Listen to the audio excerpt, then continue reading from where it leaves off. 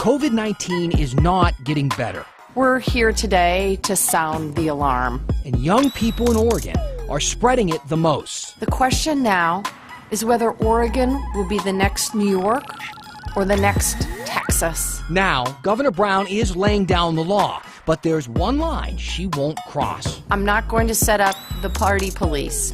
What are federal agents doing on the streets of Portland? They call them the enemy. They actually go and say they're the enemy. And why did they shoot a protester in the head with a crowd control weapon on Saturday? And what does Mayor Wheeler want to talk about instead? Our neighbors are being hurt by this violence. This is something that should worry every one of us. And keeping Portland weird by satisfying your sweet tooth in record time. Here's the story. Hey, all right. Hey, guys. I'm Dan Haggerty. Welcome to the story. Let's start strong this week, all right? I want great questions, really good feedback for us. As always, you can email us at thestory@kgw.com. You can find me on Facebook.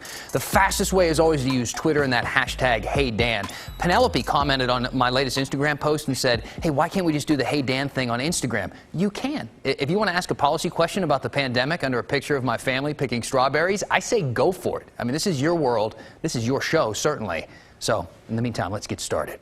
And tonight, I want to talk about COVID-19 first because, frankly, we are starting to slip, all right, in this fight against the virus, and there are going to be dire consequences for everyone, whether you get sick or not. Today, Governor Brown and the Oregon Health Authority painted a pretty grim picture. Last week, Oregon added more cases than the entire month of May. The last time we saw 100 cases or fewer in a single day was a month ago. And half of the cases we are seeing now are from people under the age of 40. Which brings us to a very sobering quote of the day from Governor Brown. People in their 20s and 30s are far and away the most likely group to get sick with COVID-19. And after she dropped that bomb, she dropped two more. I am instituting a statewide ban on indoor social get-togethers of more than 10 people. I'm expanding Oregon's face covering requirement. Starting on Wednesday, July 15th, face coverings will also be required outdoors if you can't maintain a physical distance. So, if you still have more than 9 friends, it's time to start ranking them. Sorry, number 10, maybe you can hang out with number 11. Meanwhile, the governor's new mandate again raises questions of who is really going to enforce this. And again, the governor said it's going to be up to businesses to make sure everybody is following the rules. I am not going to be the basketball police or the party police. I'm asking Oregonians to take personal responsibility. If you cannot maintain 6 feet of distance while you're outside, please, please, please wear a face covering. And again, please limit your indoor social gatherings to under 10 people. The party police, of course, having primary jurisdiction over Party City, which has really inflated the price of balloons. No. But the governor also clarified that the businesses that are enforcing the rules don't appear to be the ones spreading this virus, places like retail and restaurants. So these new rules actually don't apply to them. She said that the spikes are coming from agriculture and food processing workplaces in rural Oregon, assisted living facilities, nursing homes, and prisons, and social get-togethers like house parties. But there's this extra little wrinkle in all of this. Over the weekend, Portland Public Schools sent out this letter to parents saying how it wants to start school back up September 2nd. And right now, those plans would include kids actually going back into the classroom part-time. So the governor was asked how she squared that decision with her 10-person limit. Local school districts are working with their school boards, their community members, with local public health.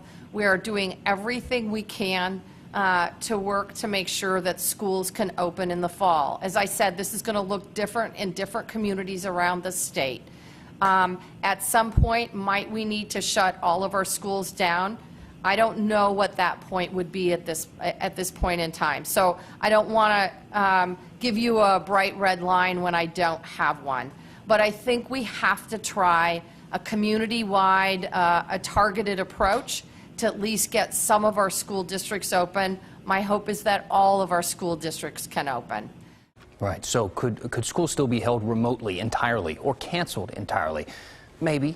Maybe not. We don't know right now. We're not sure. Neither is the governor, as you can see there. One thing is for sure, there's not a whole lot more time left to make a decision on this, and the patience of parents is running pretty thin. Now, if you caught just a whiff of local news over the weekend, you might already have kind of an idea of what our big story is tonight. But now I'm sure some of you have seen at this point some of the headlines from Saturday night and into Sunday morning. A federal agent outside Portland's Justice Center shot a man in the head with some kind of impact munition, a crowd control weapon. It nearly killed him. It was caught on camera. That video has now gone viral. And today, 26-year-old Donovan Labella is in Legacy Emanuel Hospital in serious condition. His family telling reporters the impact from that fractured his skull. So those, as they say, are just the facts. But here's where things start to diverge. Now, on one hand, you've got this narrative that says Donovan threw a smoke grenade at federal agents. But on the other hand, the story goes federal agents attacked a peaceful protester doing nothing more than exercising his First Amendment right. Now, seeing as though we are in the fact business, not the narrative business, despite some of the emails we get from time to time, we figured the best way to settle all of this for you would to just be to go ahead and play you the darn video. So that's what we're going to do, only this once. And since we're only showing it once, here is what you're going to see. Labella is the man you'll see in the middle of the frame, holding a speaker over his head. You'll see how he handles the tear gas that lands in his feet. You'll see him drop when he gets hit in the head, and you'll see people rush over to help him. The whole video lasts about 20 seconds. So if you don't want to watch, now's the time to go ahead and glance down at your phone, something like that. In the meantime, here it is. Hey, get the f***!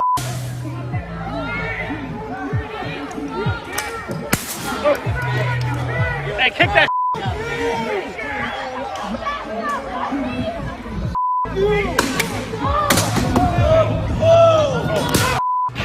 Oh! Get him out, baby! Okay. That's it. That's the last time that you're going to see it on this show. If you want to see it again, that's up to you. Plenty of ways to find it. No judgment. Honestly, I've watched it about 30 times, and at this point kind of have an opinion on it. Now, look, I've been doing this long enough to know that you can't judge an entire situation from a 20-second video clip, and this is a really easy one to want to do that with. That said, when I read that he threw a gas canister back at agents as the reason that he was shot in the face, in my 30 views, that's not what I saw, not in that 20 seconds. I saw him toss it maybe 2 or 3 feet underhand and step backwards with his hands over his head, holding a speaker, not a weapon or something that could be confused as a weapon, while officers lined up on the other side of the street. But look, that's just my read of that 20 seconds of video. You're free to disagree. But it does raise an interesting question. Why are federal troops suddenly all over Portland? We're a month and a half into protests. Why are we seeing this now? The head of our federal government, our president, gave us some insight about it this morning. We've done a great job in Portland. Portland was totally out of control, and they went in, and I guess we have many people right now in jail, and we very much quelled it. And if it starts again, we'll quell it again very easily. It's not hard to do if you know what you're doing. Now, I know it's probably hard for you to imagine, but Senator Ron Wyden was pretty critical of the president and the federal response last night. Kyla Boshi talked to him and the U.S. Attorney for Oregon to get a better understanding of what the feds are doing at these protests. The U.S. Marshal Service will conduct a full investigation after a federal officer shot and seriously injured a Portland protester in the head with a crowd control weapon this weekend. The incident, captured on video and shared on social media, has drawn harsh criticism from elected leaders, including Oregon Senator Ron Wyden. There's no other way to describe that act as the act of essentially an occupying army that sees their role as suppressing protest, even when it's peaceful. Federal law enforcement, including the U.S. Marshals, Federal Protective Service, U.S. Customs and Border Protection, and Homeland Security, were called in earlier this month from outside the area to help protect federal buildings and personnel in downtown Portland, including the federal courthouse, which prosecutors say has already seen more than $50,000 in damage. The feds have made roughly a dozen arrests, including one protester they say attacked a federal agent with a hammer and another busted for shining a green laser at officers, explained U.S. Attorney for Oregon, Billy Williams. This does nothing. This does nothing other than endanger the lives of law enforcement as well as those who choose to engage in criminal behavior. They're not protesters. They're just lawless actors. Unlike Portland police, which is subject to a court order limiting the use of tear gas, federal agents can use a variety of crowd-controlled devices. This photo shows the equipment worn by U.S. Marshals when confronting protesters. The U.S. Attorney in Oregon explained federal officers will continue to rotate in to help protect federal property. You know, it might be a dozen team members from this agency or a dozen team members from that agency. It could be 15, could be, somewhere in that neighborhood. The U.S. Marshal Service has not identified the officer involved in this weekend's use of less than lethal munitions or provided any additional details. The case has been forwarded on to the Office of Inspector General for an internal review. Kyle Aboshi, KGW News. Mayor Wheeler took some criticism for waiting most of the day yesterday before issuing a statement about the violence late Saturday night. So when he gave a press conference today, we were kind of all chomping at the bit to see how he was going to respond as police commissioner. You know, he's not just the mayor. He is also the police commissioner. But as soon as the conference began, it was pretty clear that they wanted to talk about something else. For this moment, I want to speak to the tragic loss of life in our city over the past several days all around our city, especially in our Black communities and communities of color. Last week, within a 24-hour period, we witnessed 5 homicides in Portland. This brings the total number of homicides for 2020 to 16 compared to 17 last year at the same time. So the city and the police bureau, they have been stressing since the beginning, really, how all the violence downtown the past few weeks has been distracting officers from crime being committed across the city. So it's clear why they wanted to mention that before facing questions about the feds shooting a protester. Now, we eventually did ask the mayor whether he thought those federal troops should be working in Portland or if he wanted them out. But like most things, it's complicated. They have jurisdiction anywhere in the United States of America. As the mayor of the city of Portland, I don't direct that. But what I do want them to do, if they're going to stay here and they're going to protect their facility, is I want them to de-escalate the situation, not add to an already highly volatile situation, which I made very clear in my statement. And I have limited the use of certain crowd control tactics here in the city of Portland, and I want the federal government to do the same. I would consider telling them to leave, and I have no authority to do so. Now, I can't help but feel like everybody downtown is stuck in some kind of feedback loop. So, on one hand, you've got this group of demonstrators who are protesting against the police every night and the system as a whole. And the city responds to these protesters by sending in the police to deal with them. It's kind of like trying to put out a fire with gasoline. It doesn't seem to be working, right? And today, after listening to the city, the state, the federal government, it sure sounds like that feedback loop isn't going to close anytime soon. The KGW Vault is full of memories, both good and bad. And a viewer had a question about one of the worst, from the 1980s. They say kill it, don't kill it, but beat him. And there are 3 specific drivers behind Oregon's coronavirus surge. And Malheur County is a perfect example of one of them. And dessert on a deadline when the story continues. Hey, welcome back to The Story.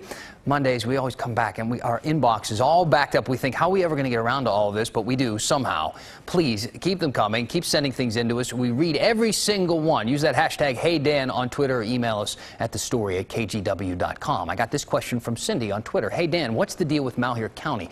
Their numbers are really high for a county with a low population. She's talking about the COVID numbers, of course. And yeah, Malheur County now has more than 430 cases and 3 deaths. Health officials say that they're seeing significant delays in getting test results back throughout the county as well. And just today we learned there's a large outbreak at the Snake River Correctional Institution in Ontario, right on the Idaho border. 120 inmates, 21 correctional officers have tested positive. OHA says that they are working also alongside with the Idaho health officials to see if anyone infected in that outbreak has crossed the state line.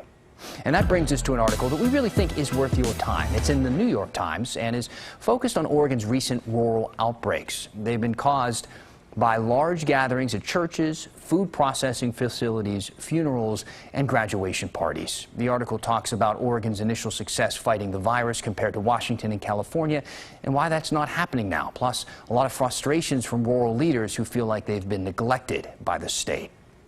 All right, we got an update for you now on the push to get Portland Street Response, that team, up and running. That's the program that's supposed to break the pattern of sending armed police officers to calls that involved homelessness and mental health issues. Instead, EMTs and crisis counselors would go. Now, this is the program that's been this big, tangible beacon of hope for the city. When people have been calling for reform, this is the program that the city officials are holding up and saying, look, we're doing it, especially since they signed off on it about a year ago and have put millions of dollars towards it. They were ahead of the game, but there's a problem, and it's not a reality yet, this program, and now we're hearing it might not be until 2021. Here's Maggie Vespa. Portland Street Response, based off a decades-old Eugene program called Cahoots, has been talked about for years. The idea? Have city-funded EMTs and crisis counselors on hand to respond to 911 calls involving homelessness, mental health crises, and general social service needs. Supporters argue such a team is better equipped to handle those types of calls, and it frees up police to deal with actual crimes. It's a popular idea, so popular that last year the city set aside $500,000 to hire and train one team and get the program off the ground. The plan was to launch in March of 2020. The pandemic derailed that. Last month, amid protests and calls to defund police and implement better community policing strategies, the City Council recommitted to street response. In their budget for the new fiscal year, they set aside nearly $5 million. We were told the program could be up and running by fall. There are greater changes needed in terms of criminal justice system as a whole. Today, at a meeting hosted by Portland Fire and Rescue, an update. The timeline has been pushed back. Yeah, we're probably looking at an early start date in February. In short, staff say the hiring process for a position never held by anyone with the city before is going to take longer than planned. That's going to take about 4 to 5 months for us to do the market research to really thoroughly understand what is entailed with that. Of course, the training will also entail de-escalation techniques and managing aggressive behavior and also culture sensitivity. The update came at a meeting with Senator Ron Wyden, who's supporting national legislation tied to police reform. Things like requiring body cameras and setting up a mandatory reporting system for police fired for misconduct. For the senator, establishing first response systems that cater to people with mental illness is personal. And my brother suffered from schizophrenia. And he was on the street every night for years on end, and not a night went by when the Wyden family didn't think he'd hurt himself or somebody else. Right now, Portland has one paramedic assigned to the street response team. His name is Tremaine Clayton, and he's eager to bring this model from Eugene to Portland. It's super impactful and empowering to be able to look at a model that has been working and then recreate that here in our city. Maggie Vespa, KGW News. All right, this show's been a little heavy tonight. I mean, the world is a little heavy right now, but we did want to lighten the mood just for a few minutes with something I think that we all wish we had in our house, a dessert vending machine. Here's John Goodwin. If you're familiar with our products, most of them are here. If you have a sweet tooth, Pick's Patisserie is your kind of place. Our most popular dessert when we were open was the Amelie. It's chocolate mousse, hazelnut, and orange. Then we also have the Incognito, which is our cheesecake in disguise. As we all can relate, the world hasn't stopped spinning for Pick's owner, Cheryl Walkerhauser. When the shutdown first happened, I was here every day, 7 days a week, usually till about 8 o'clock at night, waiting for the phone to ring because I did not want to miss a sale. So I've changed my business model about 3 times since we started this banana mess. Used to turning heads with a menu, something else is grabbing attention right outside the front door. It's the safest way, in my opinion, to do business right now. Back in 2015, Cheryl struggled to find staff, which made them close for 2 days a week. And I thought, maybe I should just buy a vending machine and then we could be open 7 days a week. The problem was, she didn't want to make the investment. But today, it makes perfect sense. The Pix-O-Matic isn't what makes the world go round, but on this tiny slice of East Burnside, it's helped keep the party going. Cheryl bought this vending machine to help business, and last month, their net income was up 47%. It's contactless. I can sell products 24 hours a day, and it sells our Pix desserts, it sells tinned fish, toilet paper, hand sanitizer. You wait your turn on the sidewalk, swipe your card, make your pick, and take it home. Have fun, spin the wheel, see what you get, and take it home and have a nice dessert. The choices here truly are supreme, from RBG face masks to Rick rolls. Yeah, the world will keep spinning, so like Cheryl, just hold on for the ride. I mean, everything right now is like a roller coaster. It really is. You know, if the card reader breaks down, I break down. If someone's out here buying a mask and it makes them happy, I'm happy. In Northeast Portland, John Goodwin, KGW News. All right, let's get to some comments. We got one from Jacob. He said, "Hey, Dan, my grandparents watch you every night at 6 o'clock. Hey, Jacob's grandparents, thanks for watching. He said, but my man, I feel like I'm watching a middle school news network with the cheesy commentary. That's not fair. We're operating at least a high school level here, and I won't hear otherwise. Plus, to compare me to a middle school student." Let's go to this one from Tom. He said, "Please lose the snappy patter when it comes to COVID-19. You sound like a middle school student." I'm afraid. Are we talking like 6th grade or 8th grade? Big difference there. And I'm going to steal snappy patter. I want to use that in the future. Got one from a Facebook comment saying, "Are you going to be giving away the story masks? My mother-in-law, hop on my Facebook page, made these awesome masks with the story with Dan Haggerty, hashtag Hey Dan, all this different stuff." I'd have to ask her first, because I don't think she whips them up like that. But I don't know. I'll ask. You have to ask. That's my job. I'm a journalist. Thanks for asking your questions. Use that hashtag Hey Dan. Keep them coming. We appreciate you being with us tonight. That's the story for this evening. The news at 6:30 with Laurel Porter is next. We'll see you back here tomorrow.